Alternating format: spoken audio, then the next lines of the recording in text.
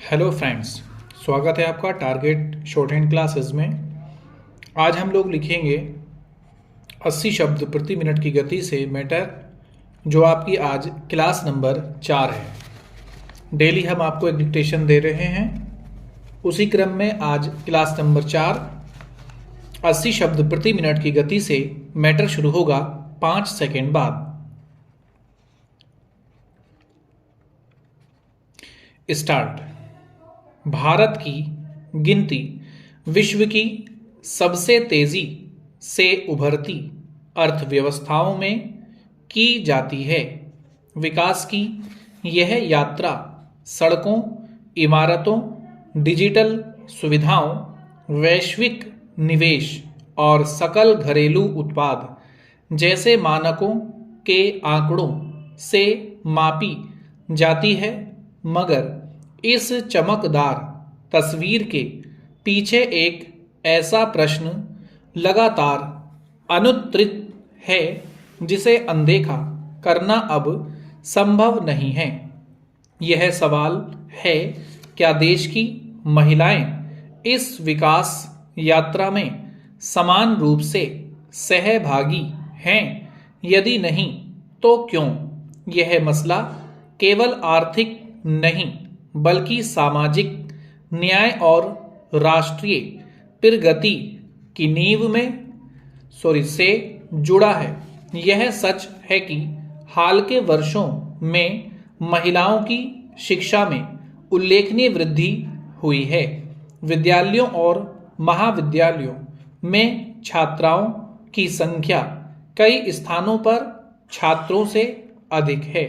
परीक्षा परिणामों में भी वे अव्वल रहती हैं। यह एक सकारात्मक परिवर्तन का संकेत है, जो दशकों के प्रयासों का नतीजा है।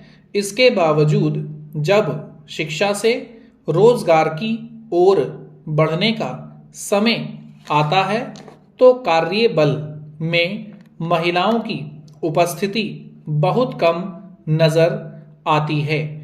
यह विरोधाभास भारतीय समाज की गहरी संरचनात्मक समस्याओं को उजागर करता है।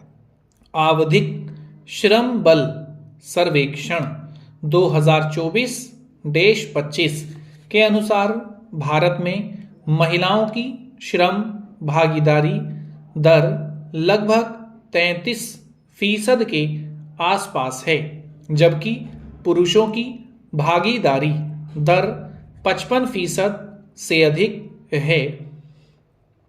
यह अंतर केवल आंकड़ों का नहीं बल्कि सामाजिक संरचना और अवसरों की असमानता का द्योतक है। वैश्विक परिप्रेक्ष्य में स्थिति और चिंताजनक हो जाती है। अनेक विकासशील देशों में महिलाओं की श्रम भागीदारी भारत से कहीं अधिक है। ग्रामीण भारत में महिलाओं की श्रम भागीदारी अपेक्षाकृत अधिक दिखाई देती है, पर उसका स्वरूप चिंताजनक है। अधिकांश महिलाएं कृषि, घरेलू उत्पादन या पारिवारिक श्रम में संलग्न हैं, जहां उन्हें ना तो नियमित वेतन मिलता है और ना ही सामाजिक सुरक्षा। उनका श्रम आधिकारिक आंकड़ों में दर्ज तो हो जाता है, मगर आर्थिक रूप से आत्मनिर्भरता और सामाजिक सम्मान उन्हें प्राप्त नहीं होता। शहरी क्षेत्रों में महिलाएं शिक्षित और कुशल हैं, मगर सुरक्षित, सम्मानजनक और स्थिर रोजगार तक उनकी पहुंच सीमित है। इसके परिणाम स्वरूप वे या तो अल्प वेतन पर काम करती हैं या फिर कार्य बल से पूरी तरह बाहर हो जाती हैं। महिलाओं की कार्यबल से दूरी सामाजिक अपेक्षाओं, पारिवारिक जिम्मेदारियों और मानसिक दबाव से भी गहराई से जुड़ी हैं। आज भी अधिकांश परिवारों में यह अपेक्षा बनी हुई है कि घर, बच्चे और बुजुर्गों की देखभाल का दायित्व मुख्यतः महिलाओं का ही है। जब काम और घर के बीच संतुलन बनाने की बात आती है तो सबसे पहले महिला को ही करियर का त्याग करना पड़ता है। यह त्याग स्वैच्छिक कम और परिस्थिति जन्य अधिक होता है। स्टॉप।